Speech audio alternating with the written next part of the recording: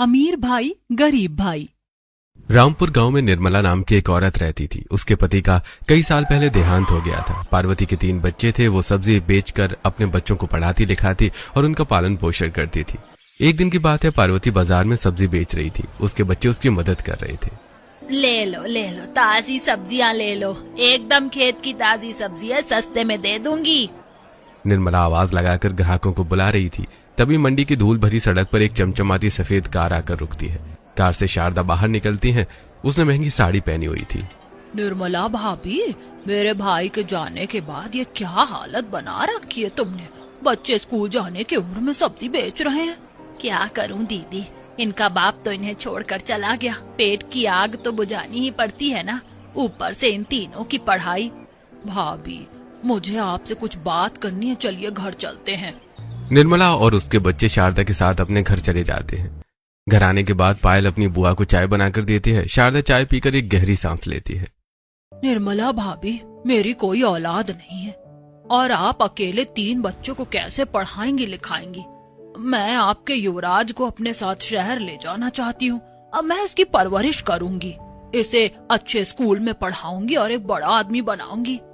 लेकिन भाभी, कोई जल्दी नहीं है, आप अपना वक्त लीजिए, कल तक मुझे बता देना। अच्छा, अब मैं चलती हूँ। इतना कहकर शारदा चली जाती है। रात में जब सभी खाना खा रहे थे तब निर्मला युवराज से कहती है, युवराज बेटा, ये तुम्हारे लिए बहुत अच्छा मौका है। अगर तुम अपनी बुआ के साथ शहर चले जाते हो तो तुम पढ़ लिख कर अपनी जिंदगी बदल सकते हो। यहाँ तुम्हें गरीबी और ठोकरों के सिवाय कुछ नहीं मिलेगा। हाँ भैया, अगर आप पढ़ लिख कर अमीर हो गए तो हमें गरीबी में नहीं जीना पड़ेगा। आप हमारे हालातों को बदल सकते हैं। अच्छा ठीक है माँ, मैं बुआ जी के साथ शहर चला जाऊंगा। जब मैं पैसे कमा लूंगा और अमीर बन जाऊंगा तो मैं आप लोगों को भी शहर बुला लूंगा। युवराज की बात सुनकर सभी उसका साथ देते हैं। अगले दिन युवराज गाड़ी में बैठकर बुआ जी के साथ उनके घर चला जाता है। बुआ जी युवराज का एडमिशन एक बड़े स्कूल में करवा देती हैं। युवराज के पास अब किसी चीज की कोई कमी नहीं थी। लेकिन गांव में अचानक निर्मला की तबीयत बहुत खराब हो गई थी। वो बिस्तर पर पड़ी हुई थी। माँ, अब तुम बिल्कुल खेत पर नहीं जाओगी। आज से खेत और मंडी दोनों मैं संभालूंगा। लेकिन बेटा, तेरी पढ़ाई। मेरी पढ़ाई से ज्यादा आपका ठीक रहना जरूरी है माँ। भैया शहर में पढ़ रहे हैं ना, वो हमारा नाम रोशन करेंगे। मैं यहाँ घर संभालूंगा, आप चिंता मत करो। मोहन अपनी पढ़ाई लिखाई छोड़कर खेत में काम करना शुरू कर देता है। वो सब्जियां उगाता है, उन्हीं सब्जियों को बाजार में जाकर बेचता है। वहीं युवराज ऐशो आराम की जिंदगी जीते हुए अपनी पढ़ाई करता है। 5 साल बाद युवराज अपनी पढ़ाई पूरी करके एक बहुत बड़ी कंपनी का मालिक बन गया था। साथ में उसने शहर के खूबसूरत लड़की रिद्धि से शादी कर ली थी।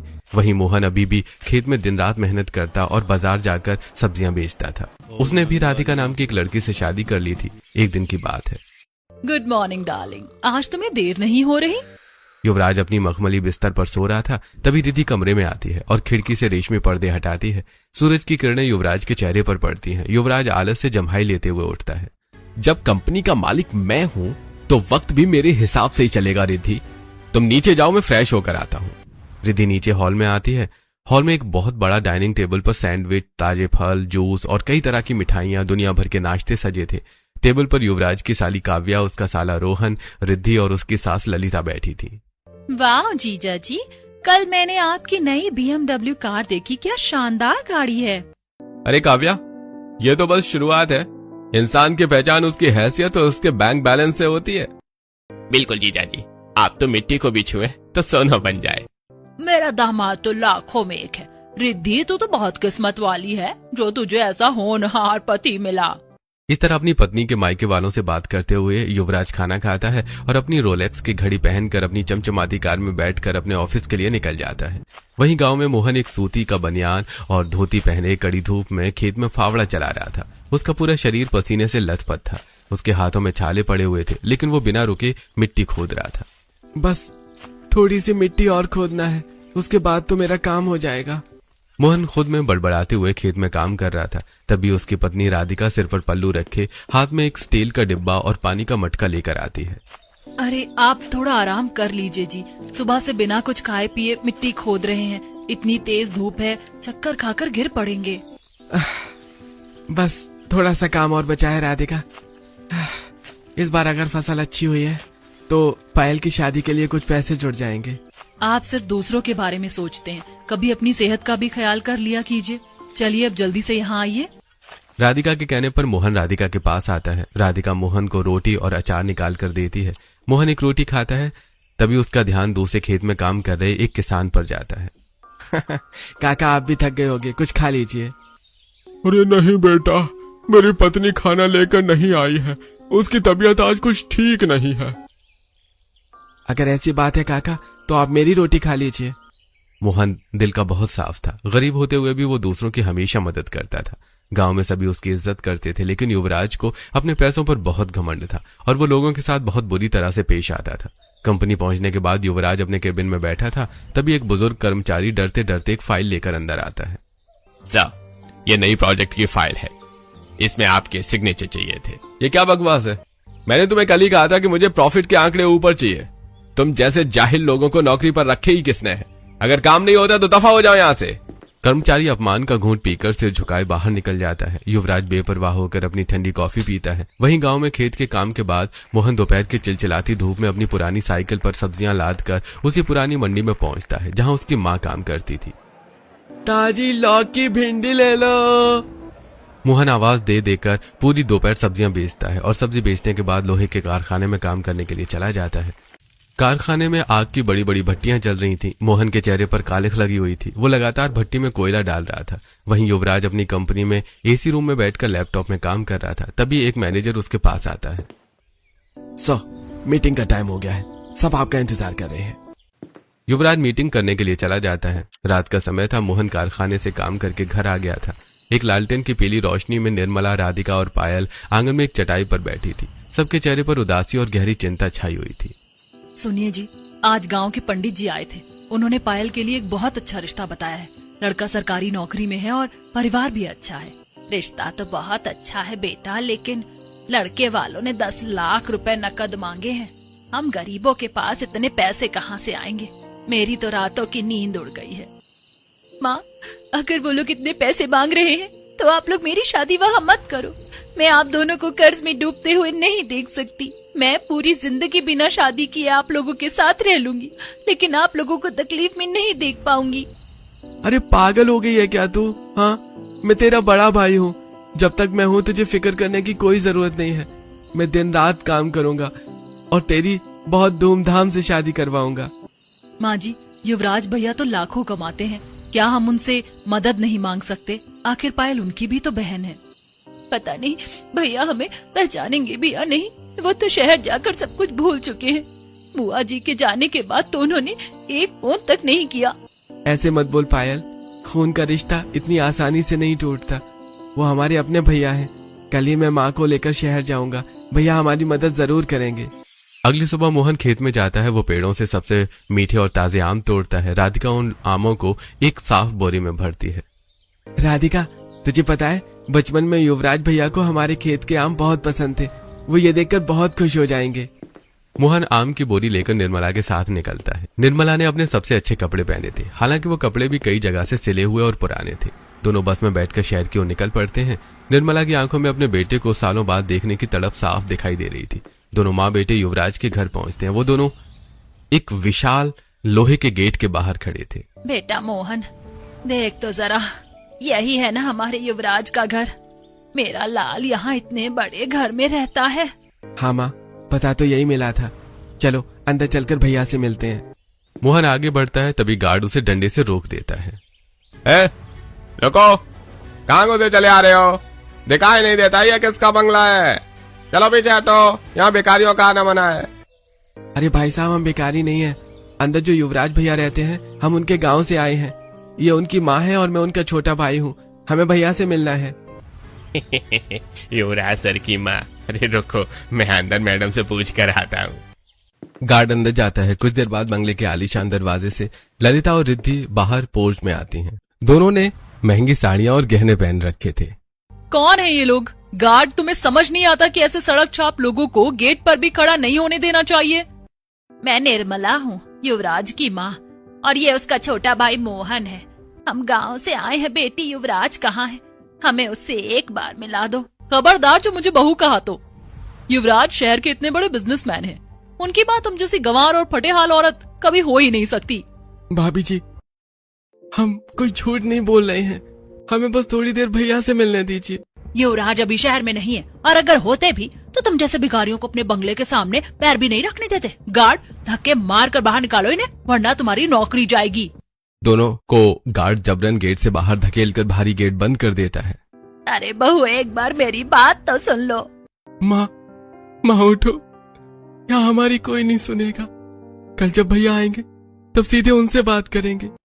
रात का समय था। मोहन और निर्मला पास के एक बंद मंदिर की ठंडी सीढ़ियों पर भूखे पेट जाकर बैठ जाते हैं। निर्मला युवराज को याद करके रो रही थी। मोहन अपनी फटी चादर अपनी माँ को उड़ा देता है। अगले दिन दोनों माँ बेटे दोबारा बंगले के बाहर पहुंचते हैं। मोहन की नजर बंगले के पोर्च में खड़ी चमचमाती मर्सिडीज कार पर पड़ती है। माँ, वो देखो, भैया की बड़ी गाड़ी तो पोर्च में खड़ी है। भैया घर पर ही हैं, लग रहा है भैया घर आ गए हैं। मोहन हिम्मत करके गार्ड को चकमा देकर तेजी से गेट के अंदर घुस जाता है और जोर जोर से आवाज लगाने लगता है। भैया, युवराज भैया, अरे बाहर आइए भैया, देखिए माँ आई है भैया। शोर सुनकर ड्राइंग रूम का शीशे का दरवाजा खुलता है। युवराज महंगा सिल्क का गाउन पहने, हाथ में ब्लैक कॉफी का कप लिए बाहर आता है। उसके पीछे रिद्धि और रोहन और ललिता भी आ जाते हैं। क्या बकवास है ये? सुबह सुबह मेरे घर के सामने ये तमाशा किसने लगाया है? युवराज, मेरे बच्चे, मेरे लाल। वहीं रुको माँ, आगे मत बढ़ना। तुम लोगों की हिम्मत कैसे हुई मेरे घर के अंदर इस तरह घुसने की? तुम्हें जरा भी तमीज नहीं है? भैया, कल हम आए तो भाभी जी ने हमें भगा दिया, कहा आप घर पर नहीं हैं। हम रात भर भूखे प्यासे सड़क पर पड़े रहे। आप इतने बदल गए कैसे भैया? तुम लोगों का मुझसे अब कोई रिश्ता नहीं बचा है। सीधे सीधे बताओ, यहाँ क्यों आए हो? बेटा, तेरी छोटी बहन पायल के लिए बहुत अच्छा रिश्ता आया है। लड़के वाले भले हैं, लेकिन शादी के खर्च और लेन देन के लिए 10 लाख रुपयों की जरूरत है। हमारे पास इतने पैसे नहीं है बेटा। तू बड़ा भाई है, अपनी बहन का घर बसा दे, हमारी मदद कर दे। 10 लाख रुपए? माँ, होश में तो हो तुम? अरे मेरे पास तुम लोगों को देने के लिए कोई पैसा वैसा नहीं है। एक फूटी कौड़ी भी नहीं दूंगा मैं। भैया, आप ये क्या कह रहे हैं? आप करोड़ों का कारोबार करते हैं, इतना बड़ा बंगला, इतनी गाड़ियां, और अपनी सगी बहन की शादी के लिए आपके पास पैसे नहीं हैं? हाँ, नहीं है मेरे पास पैसे। मेरी पत्नी पेट से है, 1-2 महीने में उसकी डिलीवरी होने वाली है। अगर मैं तुम लोगों को पैसे दे दूंगा तो अपने बीवी बच्चे को कैसे देखूंगा? आज तुम लोगों को जब पैसों की जरूरत पड़ी तो मुंह उठाकर चले आए। बेटा, क्या इसीलिए हमने तुझे पाला था कि तू अपनी ही माँ बहन को पराया कर दे? अरे ओ बढ़िया, ज्यादा इमोशनल डायलॉग मत मार। जीजानी ने साफ कह दिया ना, 1 रुपया नहीं मिलेगा। अब चुपचाप यहाँ से निकलती हो या पुलिस बुलाकर अंदर करवा दे। सही कहा रोहन, इन गांव वालों की आदत होती है, जब देखो मुफ्त के पैसे ऐठने आ जाते हैं। ननद की शादी नहीं हो रही है तो उसे घर में बिठा कर रखो। माँ, मैंने पायल की शादी के लिए 10,000 दे सकता हूँ, अगर आपको चाहिए तो बोलिए। बस भैया, बहुत हो गया। आपके पास बहुत पैसा हो सकता है, लेकिन आपका जमीर मर चुका है। माँ, चलो यहाँ से। जिस बेटे के दिल में माँ के लिए ममता और बहन के लिए प्यार न हो, उसके टुकड़ों पर हमारी पायल की डोली नहीं उठेगी। मोहन रोती हुई निर्मला को सहारा देकर बंगले से बाहर ले जाता है। युवराज बेरुखी से मुंह फेरकर अंदर चला जाता है। युवराज और निर्मला दोनों घर आ गए थे। घर में पायल बर्तन मांज रही थी और राधिका कपड़ों में तय लगा रही थी। निर्मला रोते रोते अपने पुराने खाट पर धड़ाम से जाकर बैठ जाती है। माँ, क्या हुआ माँ? बड़े भैया ने क्या कहा? हाय रे मेरी फूटी किस्मत, मेरा बड़ा बेटा तो पैसों के नशे में अंधा हो चुका है। उसने हमें भिखारी कहकर घर से निकाल दिया। पायल, उसने हमें पहचानने से ही मना कर दिया। मेरी वजह से आप दोनों को इतना जलील होना पड़ा। मुझे कोई शादी नहीं करनी। मैं शादी का ख्याल अपने दिल से निकाल देती हूँ। मैं उम्र भर इसी झोपड़ी में रहकर आपकी सेवा करूंगी, पर अपनी डोली उठाने के लिए अपने परिवार को दूसरों के आगे हाथ फैलाते नहीं देख सकती। पता नहीं मेरे युवराज को क्या हो गया है। वो तो ऐसा नहीं था, वो इतना कैसे बदल गया। पायल, जब तक तेरा ये गरीब भाई जिंदा है, तेरी डोली जरूर उठेगी। तेरे उस अमीर भाई के बिना भी तेरी शादी होगी और पूरे गांव में सबसे धूमधाम से होगी। मोहन की बात सुनकर सभी चुप हो जाते हैं। राधिका मोहन और निर्मला को खाना देती है। सभी खाना खाकर सोते हैं। अगले दिन मोहन गांव के क्रूड साहूकार के पास जाता है। साहूकार हुक्का गुड़गुड़ा रहा था। मोहन उसके सामने पुश्तैनी जमीन के कागजात रखता है। सेठ जी, ये मेरे पिताजी की 5 बीघा पुश्तैनी जमीन के कागज हैं। हमारी जिंदगी में बस यही एक सहारा है। मुझे इसके बदले 10 लाख रुपए कर्ज चाहिए। मैं मेहनत करके आपके सारे पैसे वापस कर दूंगा। जमीन तो खरी है मोहन, लेकिन ब्याज दर बहुत भारी होगी। हर महीने को पहली तारीख को ब्याज की पाई पाई चुकानी होगी। अगर एक भी किस्त टूटी तो ये जमीन हमेशा के लिए मेरी हो जाएगी। बोल मंजूर है? मुझे सब मंजूर है सेठ जी, बस मेरी बहन की शादी में कोई कमी नहीं रहनी चाहिए। ये ले पैसे और कर दे धूमधाम से अपनी बहन की शादी। साहूकार से पैसे लेकर मोहन पायल की शादी धूमधाम से करवाता है। मोहन हर रस्म में हंसता हुआ नजर आता है। वो बारात का स्वागत करता है, लेकिन उसके चेहरे के पीछे 10 लाख के भारी कर्ज का पहाड़ साफ दिख रहा होता है। पायल रोते हुए विदा लेती है। पायल की शादी के बाद मोहन के घर के हालात काफी खराब हो गए थे। मोहन शाहूकार के कर्ज के पैसे चुकाने के लिए ज्यादा काम करने लगा था। एक दिन की बात है, मोहन के घर पर। बेटा तू कितना काम करेगा, अपने शरीर को थोड़ा आराम दे। माँ, मेरा काम करना जरूरी है। एक बार मैं साहूकार के पैसे चुका दूं तब तो आराम ही आराम है। अच्छा, मुझे कारखाना जाना है, मैं चलता हूँ। मैंने खाना बना दिया है जी, आप टिफिन लेकर चले जाइए। मोहन टिफिन लेकर कारखाना चला जाता है। कारखाने में आग के भट्टी के सामने काम कर रहा था। उसके चारों तरफ आग की लपटें और पिघलता हुआ लोहा था। मोहन भारी हथौड़े से तपते लोहे पर लगातार वार कर रहा था। उसका शरीर पसीने से भीगा था। हाथों की हथेलियों में गहरे लाल छाले पड़ चुके थे और कहीं कहीं से खून रिस रहा था। वहीं युवराज बिना किसी चिंता के एसी वाले ऑफिस में बैठकर अपने लैपटॉप में प्रेजेंटेशन बना रहा था। रोहन, ध्यान से सुनो, यह प्रेजेंटेशन हमारे लिए बहुत जरूरी है। कोई भी गड़बड़ नहीं होनी चाहिए। मैंने ड्राफ्ट तैयार कर लिया है, तुम एक बार इसे देख लो। युवराज रोहन के साथ काम कर रहा था। तभी एक चपरासी जूस लेकर उसके पास आता है। युवराज जूस पीकर आराम से अपना काम जारी रखता है। काम खत्म करने के बाद अमीर भाई युवराज अपने चमचमाती गाड़ी में घर आता है, तो वहीं गरीब मोहन अपने हाथ में कपड़ा बांधकर साइकिल चलाते हुए घर जाता है। अरे, हाथ तो बड़ा दुख रहा है। भूख भी लगी है, पता नहीं राधिका ने कुछ बनाया होगा कि नहीं। ये सब सोचते सोचते मोहन घर पहुंचता है। अरे राधिका, कुछ खाने को है क्या? बड़ी भूख लगी है, खाना दे दो। घर में राशन के नाम पर कुछ नहीं था। जो थोड़ी बहुत दाल और चावल बचे थे, राधिका उसी से पानी वाली खिचड़ी बनाकर लाती है और खिचड़ी का कटोरा मोहन के सामने रखती है। आप सुबह से भूखे पेट खट रहे हैं, ये थोड़ी सी खिचड़ी है, आप खा लीजिए। आप लोग भी खाओ साथ में। आप लोगों ने कुछ खाया या नहीं? घर में खाने के लिए कुछ नहीं है जी। माँ जी और मैंने सुबह से कुछ नहीं खाया। आप इतनी मेहनत करके लौटे हैं, इसीलिए खाना आप खा लीजिए। अब यही खिचड़ी है हमारे पास, तो हम लोग मिल बांट कर खाएंगे। राधिका, तुम भी खिचड़ी खाओ। माँ उठो, आपने दोपहर से कुछ नहीं खाया, 2 और खा लो। मोहन बेटा, तेरे हाथों का ये हाल है, मुझसे ये देखा नहीं जाता। तू खा ले, मेरा पेट तो वैसे ही भर गया। माँ, जब तू खा लेगी तो मेरा पेट अपने आप भर जाएगा। ये छाले तो मेरी मेहनत के हैं। राधिका थोड़ा सा हल्दी का लेप लगा देगी तो सब ठीक हो जाएगा। मोहन के घर में सभी थोड़ा बहुत खाना मिल बांट कर खा रहे थे। वहीं युवराज के घर में युवराज, रिद्धि, रोहन, काव्या और ललिता डाइनिंग टेबल पर बैठे थे। टेबल पर रखा आधे से ज्यादा खाना झूठा और बर्बाद पड़ा था। छी, आज की बिरयानी में बिल्कुल दम नहीं है। मेरा मूड खराब हो गया। रमेश, ये सारा खाना उठाकर डस्टबिन में फेंक दो। हमारे घर में कोई बेस्वाद खाना नहीं खाता। कल नया शेफ ढूंढो। रमेश शेफ को बोल देना, मैंने उसे काम से निकाल दिया है। अब कल से यहाँ आने की कोई जरूरत नहीं है। और सुना ना तुमने, ये सारा खाना कचरे के डिब्बे में फेंक दो या कुत्तों को खिला दो। एक तरफ अमीर भाई के घर ढेर सारा महंगा खाना कचरे में फेंका जा रहा था, वहीं दूसरी तरफ गरीब भाई के घर पूरा परिवार एक कटोरी खिचड़ी के लिए तरस रहा था। लेकिन फिर भी मोहन दिन रात मेहनत करके अपने परिवार का पेट पालता है। वहीं युवराज पैसों के नशे में चूर होकर क्लब में अपनी पत्नी के परिवार के साथ खूब अय्याशी करता है। Cheers to the new business empire। आज की रात जितनी महंगी शराब खोलनी है खोलो, पैसा पानी की तरह बहेगा। अरे वाह जीजा जी, आपकी जैसी रईसी पूरे शहर में किसी की नहीं है। वो गांव वाले भिखारी 10 लाख मांग रहे थे, यहाँ तो आप एक रात की पार्टी में 5 लाख पड़ा देते हैं। अरे रोहन, उन गवारों का नाम लेकर पार्टी का मूड मत खराब करो। युवराज, कल रात का होटल का बिल 8 लाख का आया था। मैंने आपके क्रेडिट कार्ड से स्वाइप कर दिया है। स्वाइप करो डार्लिंग, जो खरीदना है खरीदो। युवराज सिंघानिया के पास पैसों की कोई कमी नहीं है। जीजा जी, कल हमें वो 50 लाख की डायमंड रिंग भी देखनी है। सब मिलेगा, जो तुम लोग चाहोगे वो मिलेगा।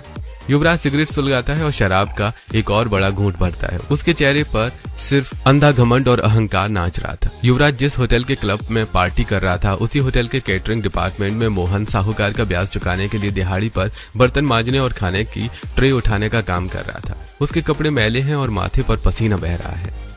ओए वेटर, यहाँ स्नैक्स खत्म हो गया, लेकर आओ। जी साहब, अभी सारे स्नैक्स टेबल पर लगा देता हूँ। तभी युवराज हाथ में वाइन का गिलास लिए रिद्धि और बड़े बिजनेसमैन के साथ हंसते हुए उसी रास्ते से गुजरता है। हड़बड़ाहट में मोहन का पैर थोड़ा फिसलता है और वो पानी का एक छींटा युवराज के महंगे जूतों पर गिर जाता है। युवराज झटके से पीछे हटता है। मोहन का चेहरा देखकर उसकी आंखें गुस्से से फैल जाती हैं। What the hell? तू यहाँ क्या कर रहा है? भैया, मैं यहाँ केटरिंग के काम कर रहा हूँ। शर्म नहीं आती तुझे? मेरी इतनी बड़ी अवार्ड नाइट में तू यहाँ वेटर बनकर मेरी नाक कटवाने आ गया। जानबूझकर तू यहाँ मेरा तमाशा बनाने आया है ना? युवराज, ये सड़क छाप आदमी आपका भाई है। अगर मीडिया को पता चल गया तो आपकी क्या इज्जत रह जाएगी। इसे तुरंत यहाँ से बाहर फेंकवाइए। भैया, मैं अपनी मेहनत की मजदूरी कर रहा हूँ, कोई चोरी नहीं कर रहा हूँ। प्लीज मुझे सबके सामने जलील मत कीजिए। युवराज क्रूरता की हद पार करते हुए। ये है तेरी मजदूरी। Hotel manager? होटल मैनेजर दौड़ता हुआ आता है। यस मिस्टर सिंघानिया, क्या हुआ सर?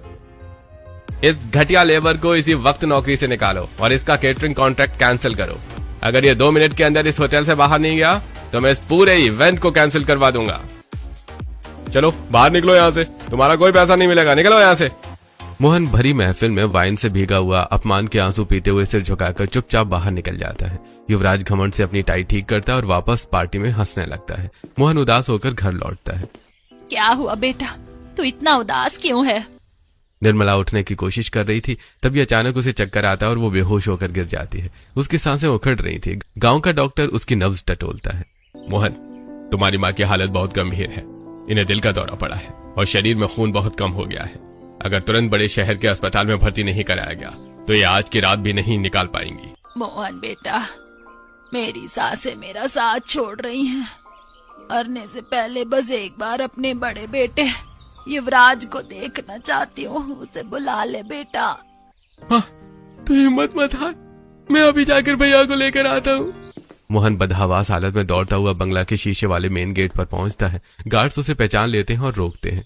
भैया, माँ गांव में जिंदगी और मौत से लड़ रही है। डॉक्टर ने जवाब दे दिया है। बस 5 मिनट के लिए मेरे साथ चलिए। युवराज अपने बंगले से बाहर निकलता है। अरे नाटक बंद कर छोटे। हर महीने कोई नया बहाना बनाकर मेरे पास आ जाता है। मुझे अपनी बिजनेस मीटिंग में जाना है। मेरे पास इन फिजूल की चीजों के लिए कोई एक सेकंड का वक्त नहीं है। भैया, वो आपकी सगी माँ है, भगवान के लिए पत्थर मत बनिए। गार्ड्स, इसे कचरे को उठाकर सड़क पर फेंको और आइंदा यहाँ दिखे तो इसके हाथ पैर तोड़ देना। गार्ड्स मोहन को बेरहमी से पीटते और घसीटते हुए सड़क पर फेंक देते हैं। मोहन खून के आंसू रोता हुआ वापस गांव लौटता है। वो किसी तरह पड़ोसियों से हाथ जोड़कर माँ का देसी इलाज करवाता है। इलाज की वजह से निर्मला की तबीयत काफी ठीक हो गई थी। ऐसे दिन गुजरते हैं। देखते ही देखते रक्षाबंधन का दिन आ जाता है युवराज के कमरे में। आज तो रक्षाबंधन है।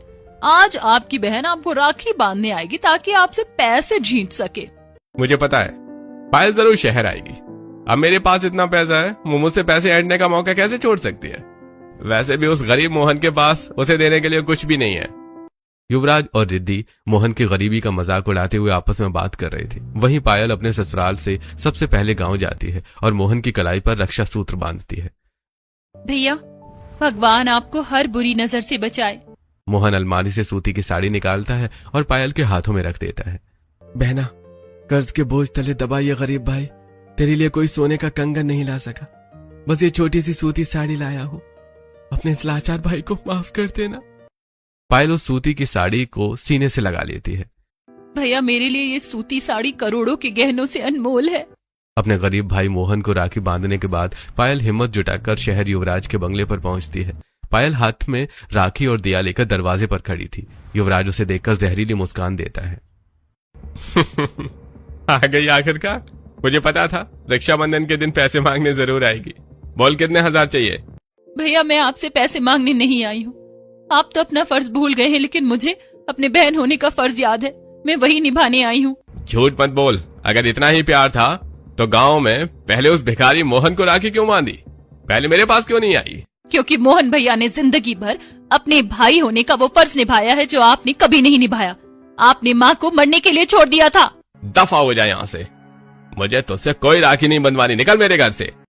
पायल रोती हुई अपनी गिरी हुई राखी उठाकर वहां से चली जाती है। युवराज अपने बार रूम में अकेले बैठकर पागलों की तरह शराब की बोतलें खाली कर रहा था। अचानक उसके पेट और कमर में जानलेवा दर्द उठता है। वो मुंह के बल फर्श पर गिरता है और उसके मुंह से खून की उल्टी होती है। वो तड़पने लगता है।